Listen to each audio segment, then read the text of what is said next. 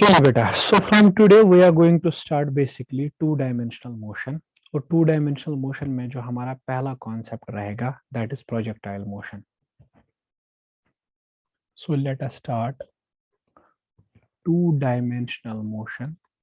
और two dimensional motion में जो हम स्टार्ट करेंगे that will be projectile motion. ठीक है, प्रोजेक्टाइल मोशन। पहले मैं एक चीज आपको क्लियर कर दूं कि टू डायमेंशनल मोशन किसको कहते हैं, then we will move to कि प्रोजेक्टाइल मोशन क्या बला है। ठीक है, देखो बेटा, जहां तक बात है टू डायमेंशनल मोशन की, टू डायमेंशनल मोशन हम कहते हैं कि एक ऐसी मोशन जिसमें पार्टिकल के दो कोऑर्डिनेट्स चेंज होते हैं during its motion.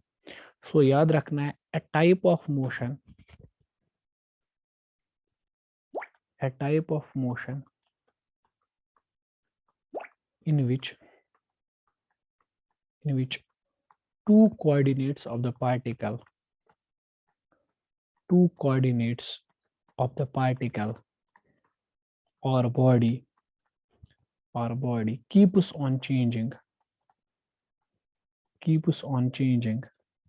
during its motion, keeps on changing during its motion। ठीक है, जब कोई बॉडी मोशन करती है तो अगर उस बॉडी के दो coordinates at the same time change हो रहे हैं, so it will be considered as a two dimensional motion. इस मोशन को एक और नाम से भी जानते हैं, we call this motion as, कभी कभी इस मोशन को कहा जाता है motion in a plane, motion in a plane. ठीक है, याद रखना, it is also called as, it's also called as motion in plane, it's also called as motion in a plane, motion in a plane, और इसको कहा जाता है planar motion, we call this motion as planar motion। अब मैं आपको समझाता हूँ क्या चल क्या रहा है बेसिकली। देखो, अगर आप इसको मान के चलोगे कि ये आपके पास कोऑर्डिनेट सिस्टम है, this is X axis, this is Y axis, suppose ये वाई एक्सिस है और मान के चलो ये एक्स एक्सिस है, और अगर आप पार्टिकल को यहाँ पे रख रहे हो, ठीक है, इस पार्टिकल के दो कोऑर्डिनेट्स होंगे, एक होगा x और दूसरा होगा y। अगर ये पार्टिकल मोशन कर रहा है समथिंग लाइक दिस या किसी और तरीके से, और ये पार्टिकल इस जगह पे पहुंच रहा है, पहले ये पॉइंट ए पे था, अब ये पहुंचता पहुंचता पॉइंट बी पर चला गया है। ठीक है, तो अब इसका कोऑर्डिनेट एक्स कामा वाई नहीं होगा, अब इसका कोऑर्डिनेट चेंज हो चुका होगा एक्स डैश, और वाई कोऑर्डिनेट भी चेंज होगा जो होगा वाई डैश। ठीक है ना, तो मतलब इसका एक्स कोऑर्डिनेट चेंज होके अब एक्स डैश बन चुका है, और y कोऑर्डिनेट चेंज हो गया, अब y डैश बन चुका है। ठीक है, सो याद रखने वाली बात यह है कि जब पार्टिकल के दो कोऑर्डिनेट चेंज होते हैं, it is considered to be a two dimensional, हम इसको कहते हैं टू डायमेंशनल मोशन। ठीक है, फॉर एग्जांपल इसमें हम कह सकते हैं बहुत सारी examples, there are so many example जो हम इसमें कहेंगे, जैसे कि प्रोजेक्टाइल मोशन।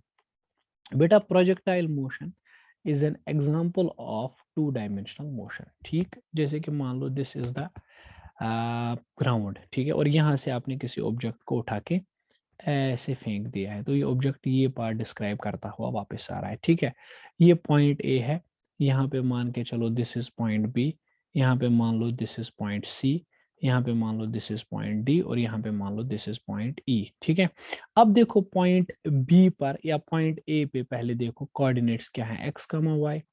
पॉइंट बी पर कोऑर्डिनेट चेंज हो गया X dash comma Y dash. Point C पर कोऑर्डिनेट चेंज हो गया suppose X dash Y double dash. यहाँ पे चेंज हो गया X triple prime suppose Y triple prime. ठीक है ना, तो एक्स और वाई कंटिन्यूअसली चेंज हो रहा है इस मोशन में, so we can consider this motion, इस मोशन को हम कह सकते हैं टू डायमेंशनल मोशन। ठीक है, we can call it as a two dimensional motion. ठीक है, सिंपल, जिस भी मोशन में दो कोऑर्डिनेट सेम टाइम पे चेंज हो रहे हो, we call that as a two dimensional motion। this is simplest thing we can consider two dimensional motion, right? अब देखिए, अब थोड़ा आगे बढ़ के देखते हैं कि और क्या मसले हैं इस मोशन में। देख लीजिए बेटा, अब यहाँ पे एक चीज याद रखना है कि टू डायमेंशनल मोशंस जो होती है ना, टू डी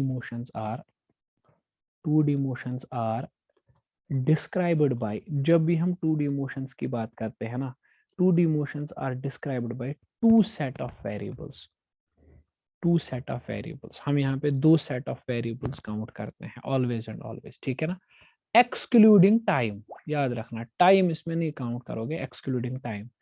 टाइम को मैं मान ही नहीं रहा हूं एज अ कोऑर्डिनेट, टाइम को मैं कंसिडर नहीं कर रहा हूं एज कोऑर्डिनेट। मैं समझाता हूं, देखो अगर मान लो कि कोई पार्टिकल ऐसे ट्रेवल कर रहा है तो it's a sort of circular motion, the particle is executing, particle execute करता है से फॉर एग्जांपल सर्कुलर मोशन। तो पार्टिकल के कितने कोऑर्डिनेट चेंज होते हैं, again and again you will say sir एक तो एक्स कोऑर्डिनेट भी चेंज होगा और वाई कोऑर्डिनेट भी चेंज होगा, क्योंकि circular motion is a pure example of two dimensional motion.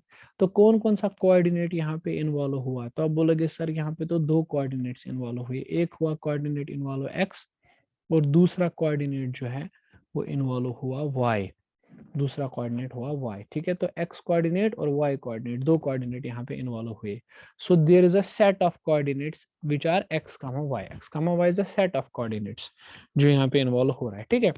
अब आप बोलोगे सर इस मोशन के साथ टाइम भी एसोसिएटेड होगा। हाँ, मैं कह रहा हूं कि this motion, every motion has a time, every motion has time, every motion has time associated with it, हर किसी मोशन के साथ एक टाइम एसोसिएटेड होता है, ठीक है। देखो बेटा, you can not describe A motion without the involvement of time, time is a factor, हमेशा याद रखना। आप किसी भी मोशन को मैकेनिक्स में डिस्क्राइब कर ही नहीं सकते हैं विदाउट टाइम, टाइम का कॉन्सेप्ट तो आपको लाना ही पड़ेगा, there is no option at all. मगर याद रखना, अगर मैं आम तौर पे सोचूं तो दो कोऑर्डिनेट्स हैं इन्वॉल्व, एक्स कमा वाई, लेकिन क्या मैं ये कह सकता हूं कि तीसरा कोऑर्डिनेट टाइम है? तो अगर मैं ऐसा कहूंगा, this will not be a correct explanation, this will not be a correct judgement, ठीक है ना। टाइम को मैं यहाँ पे वेरिएबल नहीं कर रहा हूं count, if time is included as variable, याद रखना अगर मैं टाइम को इंक्लूड करूं, यहाँ पे इंक्लूडेड करूं, देन मुझे कहना होगा कि टू डायमेंशनल वेरिएबल में तीन कोऑर्डिनेट्स आएंगे, एक्स वाई और टी, है ना। लेकिन मैं बोल रहा हूँ यहाँ पे टाइम में इंटरनली इंक्लूड लूंगा, टाइम को मैं बेटा काउंट नहीं करूंगा एज वेरिएबल, टाइम को मैं बिल्कुल भी काउंट नहीं करूंगा एज वेरिएबल, ठीक है। ये न्यूटोनियन थ्योरी का सबसे बेसिक पॉइंट है, न्यूटोनियन थ्योरी का, जो न्यूटन साहब की थ्योरी है उसका सबसे बेसिक पॉइंट यही है कि टाइम एक वेरिएबल नहीं है, ठीक है ना। अल्बर्ट आइंस्टाइन की जो थ्योरी है रिलेटिविटी, थ्योरी ऑफ रिलेटिविटी, वहां पर हम टाइम को एक अलग वेरिएबल, एक अलग कोऑर्डिनेट के तौर पे यूज करते हैं, ठीक है। लेकिन यहाँ पे हम यूज नहीं करेंगे, इसका रीजन है, देखो अगर आप देखोगे न्यूटोनियन थ्योरी में तो ये कहा जाता है कि for an object to be in existence, मान लो अगर मैं आपसे कह रहा हूं कि बेटा एक ऑब्जेक्ट है और प्रूव करो कि ये ऑब्जेक्ट एग्जिस्ट होता है या नहीं होता है, ठीक है।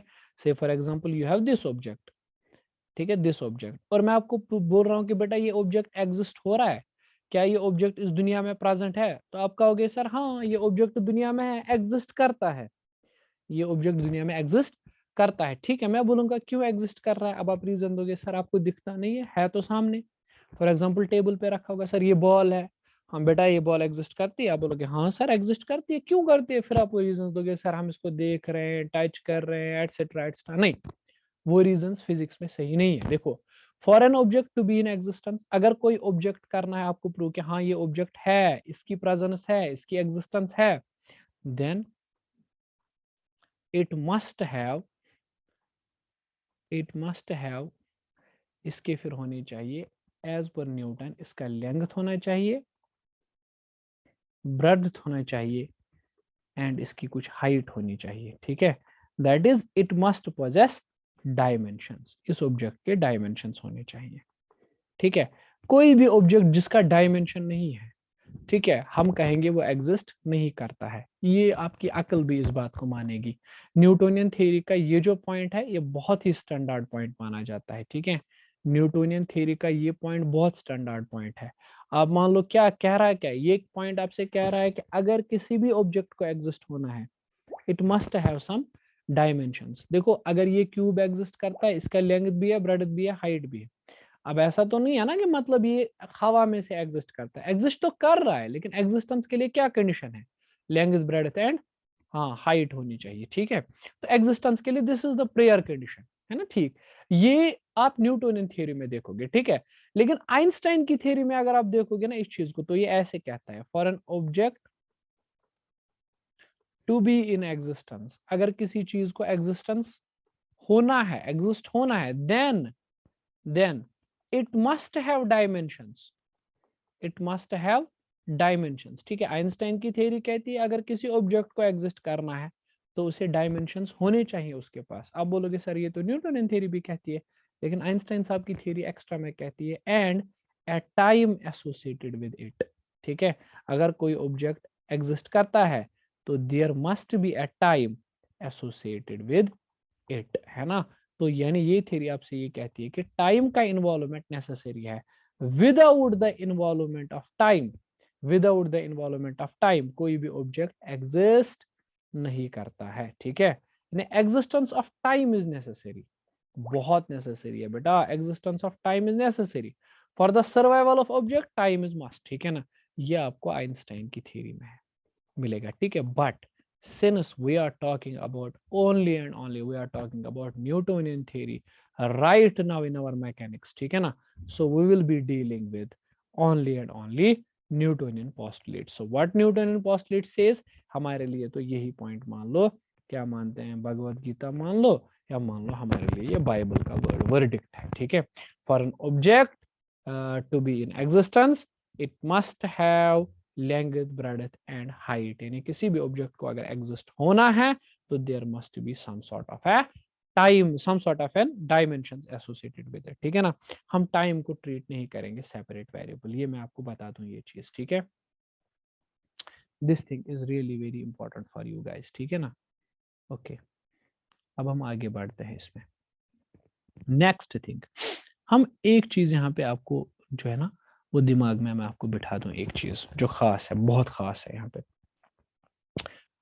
वो है कि अगर जब भी आप बात करते हो ना डायमेंशंस, जब भी आप बात करते हो मोशन की, टू डायमेंशनल मोशन की, so there must be some sort of another thing which is what we call as coordinate system. ठीक है ना, पहले तो आप ये कोऑर्डिनेट सिस्टम की कहानियां सुन लो, कोऑर्डिनेट सिस्टम की कहानी सुन लो। ठीक है, फिर इसके बाद हम प्रोजेक्टाइल मोशन पे आराम से आएंगे। कोऑर्डिनेट सिस्टम, कोऑर्डिनेट सिस्टम की कहानी क्या है बेटा? कोऑर्डिनेट सिस्टम आपको पता है ये क्या है, इट सर्व्स एज, आप कह सकते हो it serves as the reference frame, it serves as the reference frame from which measurements are, from which measurements are done, from which measurements are done, एक ऐसा फ्रेम जिसमें से हम मेजरमेंट्स करते हैं, जिस फ्रेम की मदद से हम मेजरमेंट्स करते हैं। ठीक है ना, तो उसको बोलते हैं कोऑर्डिनेट सिस्टम। ठीक है ना, जैसे कि वेन एवर यू से, क्या जब भी आप एक कोऑर्डिनेट सिस्टम को डिफाइन करते हो तो कैसे आप कोऑर्डिनेट सिस्टम को डिफाइन करते हो वो इंपॉर्टेंट है। देखो कोऑर्डिनेट सिस्टम को आप कैसे डिफाइन करते हो, आप कहते हो कि सर ये कोऑर्डिनेट सिस्टम जो है ना ये एक फ्रेम है, एक फ्रेम की तरह मान के चलिए आप सर इसको। ठीक है, जिससे सारी की सारी मेजरमेंट्स की जाती हैं, जितनी भी मेजरमेंट्स आप करते हो ना सर वो सारी की सारी एक फ्रेम की मदद से की जाती है, and that frame is called as coordinate system. ठीक है ना, देखो आप एक चीज आपने लोअर क्लासेस में पढ़ा है, एक कोऑर्डिनेट सिस्टम जिसको आप बोलते हो कार्टेशियन कोऑर्डिनेट सिस्टम, जिसको आप बोलते हो कार्टेशियन कोऑर्डिनेट सिस्टम, है ना। मैं आपको इस कार्टेशियन कोऑर्डिनेट सिस्टम की कुछ प्रॉपर्टीज हैं वो याद दिलाना चाहूंगा। ठीक है, देखो अगर ये है आपके पास सिस्टम, चूंकि हम खाली टू डायमेंशनल मोशन की बात करेंगे इसलिए मैं खाली टू डायमेंशन ही ले रहा हूँ। ठीक है, ये it was called as x axis, if you remember this was called as y axis. देखो बेटा आप किसी भी एक्सिस को एक्स और वाई कह सकते हो, कंडीशन ये है कि दोनों आपस में 90 डिग्री होने चाहिए, बस कोई भी मतलब कंडीशन पर और कोई मसला नहीं है। these two axes must be mutually perpendicular to each other, there is nothing else। अब समझ लो, मान लो यहाँ पे कोई पार्टिकल है इस पॉइंट पे, पॉइंट ए पे। ठीक है, तो इसका जो है एक्स और वाई जो है that is coordinate, two coordinates x coordinate और वाई कोऑर्डिनेट। ये एक्स कोऑर्डिनेट क्या करता है, स्पेसिफाई इस एक्सिस पर इसकी पोजीशन, यानी यहाँ से यहाँ तक डिस्टेंस एक्स है, और वाई कोऑर्डिनेट क्या स्पेसिफाई करता है, वाई कोऑर्डिनेट स्पेसिफाई करता है यहाँ से यहाँ तक इस पॉइंट की पोजीशन। ठीक है ना, मान लो अब ये पार्टिकल यहाँ आ गया पॉइंट बी पे, इसके कोऑर्डिनेट चेंज हुए एक्स डैश वाई डैश, तो ये एक्स डैश क्या डिनोट करता है, एक्स डैश करता है डिनोट यानी इस वाले पॉइंट से ओरिजिन से लेके यहाँ तक जो डिस्टेंस है। ठीक है, और वाई डैश क्या डिनोट करता है, वाई डैश डिनोट करता है इस वाले पार्टिकल से यहाँ तक जो डिस्टेंस है। This is how things are getting defined. This is what I'm saying, right? So x और y क्या है, कोऑर्डिनेट्स, ठीक है ना। तो आप कह सकते हो x और y जो है ये कोऑर्डिनेट्स हैं, ठीक है ना। These are the coordinates, these are coordinates, ठीक। तो या आप कह सकते हो दीज आर मेजरमेंट्स, कोऑर्डिनेट्स का हो या मेजरमेंट्स का हो, these are measurements which are done, जो की जाती है, ठीक है ना। तो इस पूरे सिस्टम को हम कहेंगे Cartesian coordinate system. It's a coordinate system, it's a coordinate system. यहाँ पर आप दो कोऑर्डिनेट्स यूज करते हो, ठीक है। There is something which can be done on other scale also. देखो क्या है, कुछ और चीजें। अब मान लो यही आपके पास कोऑर्डिनेट सिस्टम है एक्स और वाई वाला, और यहाँ पर एक पॉइंट है P, आपने इसके कोऑर्डिनेट्स ले लिए एक्स और वाई। ये बेटा जी ओरिजिन है, 0,0 इसके कोऑर्डिनेट्स हैं, ठीक है। यहां से यहां तक आपने एक लाइन खींच ली, ठीक है। अब जरा ध्यान से समझना, ठीक है। ये पोजीशन वेक्टर है, basically the position vector, right. तो x क्या है और y क्या है वो समझ लीजिए। x, आप बोलोगे सर x तो ये वाली डिस्टेंस है, और y क्या है बेटा, y तो ये वाली डिस्टेंस है सर, ओके, यानी ये वाली डिस्टेंस। और ये एंगल जो है इसको मैं थीटा मान रहा हूं, ठीक है ना। अब जरा मुझे बोलो कि इस ट्रायंगल में आप मुझे बोल सकते हो ये y किसके बराबर आएगा। y परपेंडिकुलर साइन है, साइड है, it will be this is, if this is a we can call this as a sin theta y को। और x को हम क्या बोल सकते हैं, x चूंकि बेस है, it is called as a cos theta, है ना। तो हम कह सकते हैं ये जो पॉइंट P है, जिसके अभी हम कोऑर्डिनेट्स बोल रहे थे x, y, अब हम इसके कोऑर्डिनेट्स बोल सकते हैं, x की जगह लिख सकते हैं a cos थीटा, और y की जगह लिख सकते हैं a sin थीटा, ठीक है ना। अगर मैं इस a को r मान के चलूं तो I can write it r cos theta और r sin थीटा, ठीक है। देखो बेटा, ये जो x, y कोऑर्डिनेट सिस्टम था ना, इसमें आपको x और y कंप्लीटली स्पेसिफाई करता था पार्टिकल की पोजीशन, पार्टिकल की एवरीथिंग। यानी x और y दो कोऑर्डिनेट्स आप यूज करते थे, जिनसे आप पार्टिकल की पोजीशन वगैरह जो भी चीजें वो नोट करते थे। लेकिन अब कहानी बदल चुकी है, अब आपको x, y चाहिए ही नहीं, ना x चाहिए ना y चाहिए। अब आप क्या कर सकते हो, आप बोलोगे सर मुझे r दे दीजिए और मुझे थीटा दे दीजिए, मैं इन्हीं दो कोऑर्डिनेट्स की मदद से पोजीशन को स्पेसिफाई कर सकता हूँ, किसी भी चीज को निकाल सकता हूँ। यानी कहने का मतलब ये है कि अगर आप कार्टेशियन कोऑर्डिनेट सिस्टम यूज करते हो, you need two variables x and y। But अगर आप ये सिस्टम यूज करोगे, then you will need two variables r and theta. This is also a coordinate system and is called as polar coordinate system, and is called as polar coordinate system. This system is called as polar coordinate system. Okay, so in our whole mechanics discussion, जितना भी हम mechanics का discuss करेंगे यहाँ पे, we will be using two coordinate systems. एक coordinate system हम use करेंगे Cartesian coordinate system, और एक coordinate system हम use करेंगे यहाँ पे polar coordinate system, ठीक है ना। तो दो ही चीजें हम यूज कर सकते हैं इसमें, ठीक है।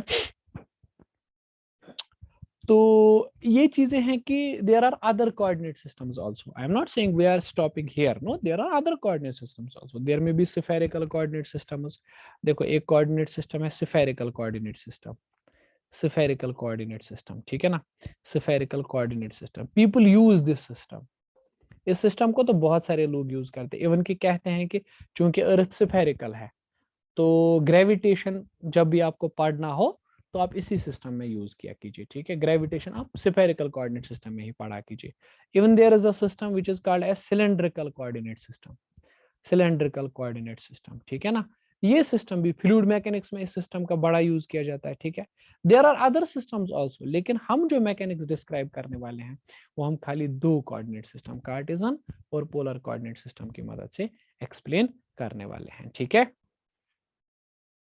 ओके, फर्दर मोर एक और चीज याद रखो, in order to study two dimensional systems, मैं आपको ये बता दूं, थोड़ा मैं बताता हूं। In order to study two dimensional motion, अगर हमें टू डायमेंशनल मोशन को समझना है, पहली चीज तो मैं बेटा आपको क्लियर कट बता दूं कि we need two variables. We need, जो मैं बता रहा हूँ, वी नीड टू वेरिएबल्स। हम यहाँ पे दो वेरिएबल्स का इस्तेमाल करने वाले हैं, हमें दो वेरिएबल्स चाहिए, ठीक है। और हमें साथ में क्या चाहिए, ए प्रॉपर कोऑर्डिनेट सिस्टम। हमें एक अच्छा खासा कोऑर्डिनेट सिस्टम चाहिए, है ना। अब आप कोऑर्डिनेट सिस्टम कौन सा यूज करोगे, कार्टेशियन या पोलर। देखो बेटा, मैं वक्त वक्त पर आपको बताता रहूंगा कि किस वाले कोऑर्डिनेट सिस्टम से आपको आसानी हो जाएगी यूज करने में, ठीक है। मोस्ट प्रेफरेबली आप कार्टेशियन कोऑर्डिनेट सिस्टम के साथ ज्यादा सेटिस्फाई होते हो, so we will be using Cartesian coordinate system. देखो, कार्टेशियन कोऑर्डिनेट सिस्टम में आपको क्या पता है, सेक्शन फार्मूला पता है, डिस्टेंस फार्मूला पता है, ठीक है। तो वो सारी चीजें पता होने की वजह से मैं ज्यादातर कार्टेशियन कोऑर्डिनेट सिस्टम ही यूज किया करूंगा, बट किसी किसी जगह पे पोलर कोऑर्डिनेट सिस्टम तो चलेगा चलेगा, हम उसको यूज करेंगे, है ना। ये हो गई और दूसरी सबसे इंपॉर्टेंट बात ये है कि you need two set of equations, you need two set of equations. अब ये पॉइंट क्या है, टू सेट ऑफ इक्वेशंस। देखो, आपके पास है equation v is equal to u plus a t. अब चूंकि टू डायमेंशनल मोशन में दो तरह दो कोऑर्डिनेट चेंज होंगे, ठीक है। मतलब velocity along x axis will change, velocity along Y axis will change. चलो मान लो एक्स एक्सिस से वेलोसिटी है वी एक्स, है ना, और वाई एक्सिस से वेलोसिटी है वी वाई, ठीक। ये फाइनल वेलोसिटी, इनिशियल वेलोसिटी भी आप एक्स एक्सिस से मान लो यू एक्स और वाई एक्सिस से मान लो यू वाई। एक्सेलरेशन भी होगी अलोंग एक्स एक्सिस ए एक्स और वाई एक्सिस में ए वाई। अब टी एक्स टी वाई नहीं लिख सकते आप, देख बेटा, टी एक्स टी वाई नहीं लिखेंगे। अब आप पूछोगे सर ये क्या बात हुई, टी एक्स टी वाई नहीं लिखेंगे। अरे मैं तो मान रहा हूँ, मैं तो आपको कह रहा हूँ कि ना टाइम को हम ट्रीट ही नहीं करेंगे एज कोऑर्डिनेट, टाइम हम मान के ही नहीं चलेंगे कि कोऑर्डिनेट टाइम का हम बिल्कुल भी नहीं मानेंगे, ठीक है। तो आप कहोगे चूंकि सर वेलोसिटी है, वेलोसिटी दो डायरेक्शंस में है यहाँ पे एक्स और वाई, क्योंकि दोनों ही कोऑर्डिनेट चेंज हो रहे हैं। देखो, अगर एक्स कोऑर्डिनेट चेंज होगा then you will say velocity along x axis is dx by dt। अगर चूंकि वाई कोऑर्डिनेट भी चेंज हो रहा है then you will say sir velocity along y coordinate is dy by dt। I don't think this is something which may confuse you. Okay. Similarly, you may say कि sir acceleration along x-axis that means dvx by dt, है ना, और velocity along acceleration along y-axis that is dvy by dt। क्योंकि दो दो coordinate change हो रहे हैं तो हम दो दो चीजें एक्सपेक्ट कर रहे हैं, ठीक है। और इक्वेशन की फॉर्मूला सेम ही रहेगी। देखो, vx is equal to ux plus axt, vy is equal to uy plus ayt, है ना। दोनों ही चीजें चलती रहेंगी साथ साथ में।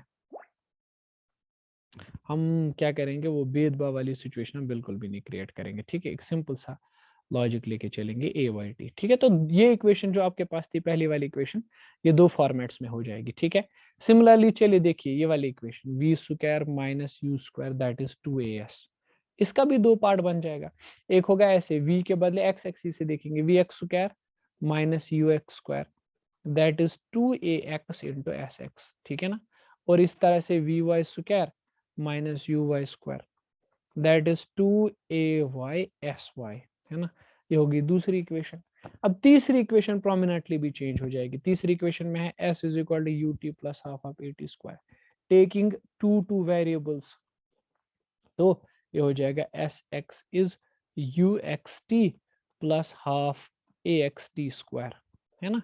अब एस वाई हो जाएगा u y t plus half of a y t square. ये तो दो दो वेरिएबल्स, दो दो सेट ऑफ इक्वेशंस बनेंगे, ठीक है। तो होगा क्या कि you need to solve two set of equations. ये मैं बस आपको आउट ऑफ क्यूरियोसिटी कह रहा हूँ कि कल को आप बोलोगे कि सर आप एक इक्वेशन क्यों दो बार अप्लाई कर रहे हो, क्योंकि बॉडी टू डायमेंशनल मोशन में है, दो दो coordinates at a time change हो रहे हैं, तो दो दो वेरिएबल्स का, दो दो इक्वेशंस का आना लाजिम है।